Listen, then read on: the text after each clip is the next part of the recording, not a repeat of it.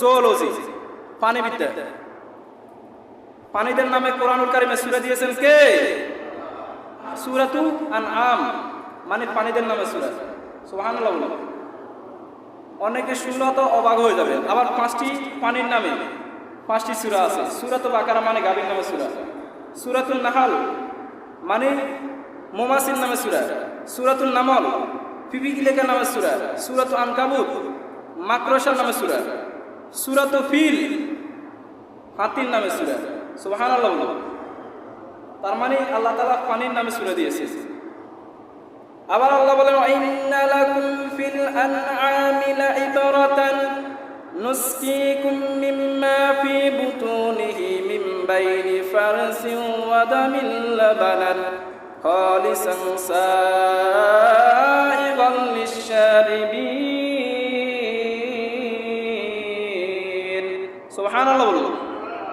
আল্লাহ বলেন তোমাদের জন্য প্রাণীদের মধ্যে রয়েছে চিন্তার বিষয়, চতুর্থ জন্তুর মধ্যে রয়েছে চিন্তার বিষয়। আমি চতুর্থ জন্তুর মাঝখান থেকে তোমাদের জন্য গোবর আর রক্তের মাঝখানে একবারে পিওর মিল্ক মানে দুধ বের করি। সুবহানাল্লাহ বলুন। আল্লাহ বলেছেন আমি তোমাদের জন্য গরুর মাঝখান থেকে, দেখবেন আপনারা যখন দুধ দহন করেন, যারা গবেষণা করেছে, যারা কেটেছে, এই দুধ যেখান থেকে বের হয়, দুধের এক পাশে হলো রক্ত আর এক পাশে হলো গোবর। গোবরও নাপাক, রক্তও নাপাক। আর দুই নাপাকের মধ্যে একটি পাক, একটি হালাল খাদ্য বের করেন কে? দেখেন আল্লাহ তাআলা এইটা চিন্তাশীলদের জন্য শিক্ষা দিয়েছে। এই জন্য বিজ্ঞান বলেছে যে গরুর দুধ খাও। কিসের দুধ খাও? আর কোরআন 1000 বছর আগে বলেছে তোমরা গরুর দুধ খাও। সুবহানাল্লাহ বলুন। এই গরুর দুধ হলো শরীরের জন্য উপকারী। আল্লাহ হাবিব সাল্লাল্লাহু আলাইহি ওয়াসাল্লাম বলেছেন আলাইকুম বিআলবানিল বাকার, তোমাদের উচিত বেশি বেশি করে গরুর দুধ খাওয়া। ফা ইন্নাহা তুরাম মিনাল আশজার, কারণ এটি সবুজ পাতার নির্যাস। ফি লাবানুহা শিফা, আর গরুর দুধের মধ্যে রয়েছে রোগ মুক্তি, উপকার। অফি লুহুমুহা দা, আর গরুর গোশতের মধ্যে রয়েছে রোগ ক্ষতি। দেখেন আল্লাহ হাবিব সাল্লাল্লাহু আলাইহি ওয়াসাল্লাম 1000 বছর আগে বলেছে গরুর দুধ খাও। এখন সায়েন্স বর্তমানে বলে যে বাচ্চাদেরকে মায়ের দুধ খাওয়াও, আর আপনারা খান কি? গরুর দুধ। সুবহানাল্লাহ বলুন। দেখেন গরুর দুধের মধ্যে আল্লাহ তাআলা বলেছে শিফা রয়েছে, আর গরুর দুধের দামটা কম। গরুর দুধের কেজির দাম বেশি নাকি গোশতের দাম বেশি? যেটা হালাল, যেটা মানে উপকারী শরীরের জন্য, যেটা ভালো, আল্লাহ তাআলা ওটার দাম কমিয়ে দিয়েছে। আর যেটার দাম বেশি, যেটা ক্ষতিকর, ওটার দাম বেশি, ঠিক কি না? আর আমরা এখানে যারা আছি, আমরা গরুর দুধ খেয়ে বেশি নাকি গোশত খাই বেশি? কি খেয়ে বেশি? এই জন্য গোশত কমান আর দুধ খান। দুধের মধ্যে কোনো অ্যালার্জি নাই, কোনো ক্ষতি নাই, সব রোগের উপকার দিয়েছেন কে? নিউট্রিশনের যে 6টি বেনিফিট রয়েছে, উপকারিতা রয়েছে, এই 6টি উপাদান কিন্তু আল্লাহ তাআলা দুধের মধ্যে দিয়েছে। এই জন্য বেশি বেশি করে দুধ খাবেন, বাচ্চাদেরকে মায়ের দুধ খাওয়াবেন।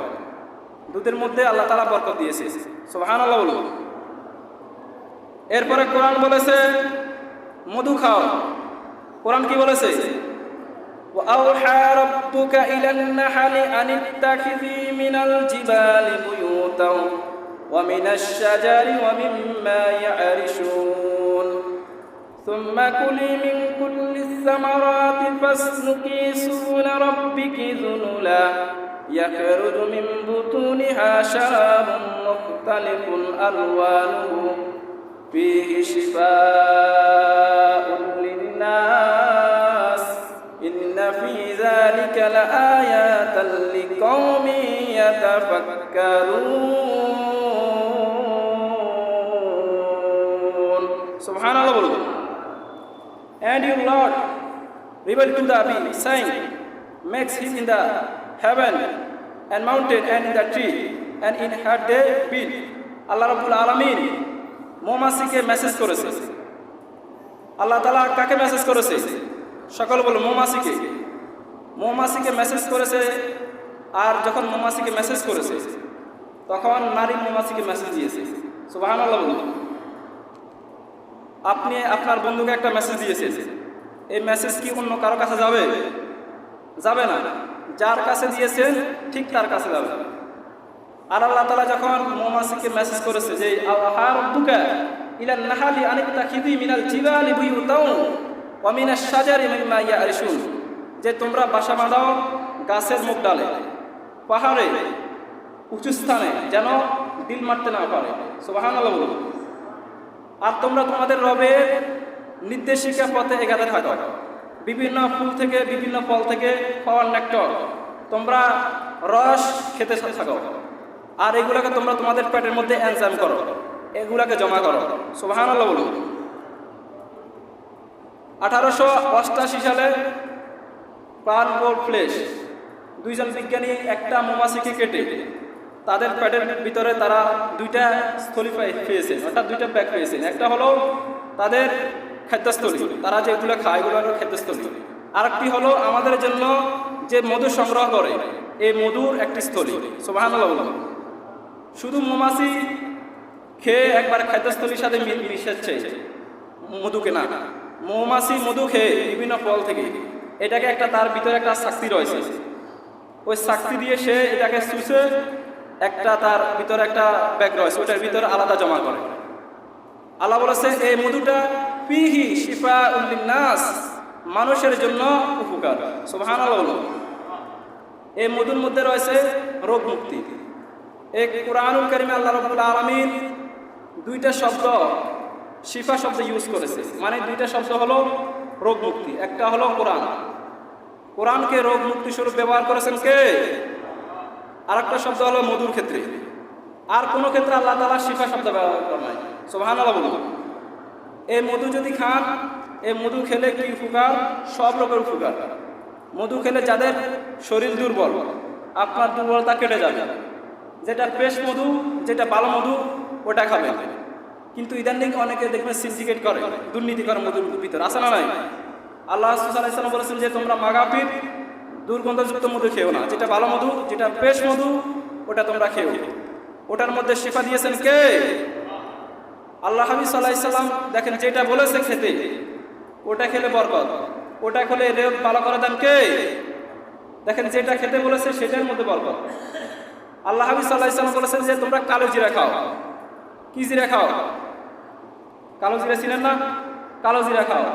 বিজ্ঞানীরা বলছে কালো জিরা খাও। আল্লাহ হাবিব সাল্লাল্লাহু আলাইহি ওয়াসাল্লাম বলেছে কালো জিরা সব রোগের ওষুধ ইল্লা সাম, শুধু সাম রোগ সার। সাহাবীরা বলেছেন ইয়া রাসূলুল্লাহ, ইয়া হাবিবাল্লাহ, সাম রোগ কি? আল্লাহ হাবিব সাল্লাল্লাহু আলাইহি ওয়াসাল্লাম বলেছেন মাউত, মানে মৃত্যু। মৃত্যু ব্যতীত কালো জিরা সব রোগের উপকারিতা। সুবহানাল্লাহ বলুন। দেখেন এই কোরআনুল কারীমে যেটা বলেছে বিজ্ঞানীরা তাই বলেছে, অর্থাৎ বিজ্ঞানের সাথে কোরআনের কোনো অমিল নাই, দ্বিমত নাই। বিজ্ঞান যদি কোরআনের কোনো কিছু অমিল পায়, দ্বিমত পায়, বিজ্ঞানীদেরকে অ্যাভয়েড করতে হবে, মানে নতুন নতুন ইনভেনশন, ডিসকভার, আবিষ্কার করতে হবে। কারণ বিজ্ঞানের সব থিওরি কিন্তু ফাইনাল না, কোরআনের সব থিওরি কিন্তু ফাইনাল। সুবহানাল্লাহ বলুন। এই জন্য কোরআনুল কারীম শিখতে রাজি আছেন তো? আমরা অনেকে কোরআনুল কারীম থেকে কি তথ্য বাইর করব, আমরা অনেকে কোরআনুল কারীম রিডিংও পারি না, আছে না নাই?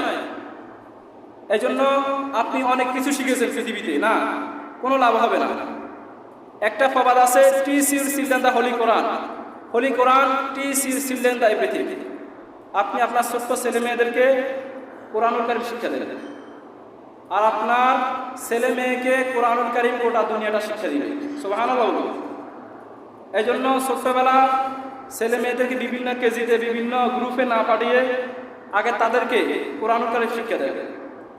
কারণ এই কোরআনুল কারীমের মধ্যে যে তথ্য রয়েছে, যে আবিষ্কার রয়েছে, যে অনেক গোপনীয় কথা রয়েছে, এগুলো যদি আপনার ছেলে মেয়ে ডাক্তার না হয়, বিভিন্ন ইঞ্জিনিয়ার না হয়, আর ইঞ্জিনিয়ার হতে হলে আপনাকে কোরআনুল কারীম পড়তে হবে। কোরআনুল কারীম থেকে তথ্য বাইর করতে হলে ইঞ্জিনিয়ার হতে হবে। আর অর্থাৎ ইঞ্জিনিয়ার হলে শুধু চলবে না, কোরআনুল কারীমে পড়া লাগবে। অর্থাৎ দুইটার সমন্বয়ে আপনাকে ইঞ্জিনিয়ার হতে হবে, তাহলে আপনি কোরআনুল কারীমের আসল তথ্যগুলো বাইর করতে পারবেন। এই জন্য আমরা কোরআনুল কারীম থেকে প্রেসক্রিপশন নিব, আমরা কোরআনুল কারীম জীবনের প্রতিটা ক্ষেত্রে মানার চেষ্টা করব।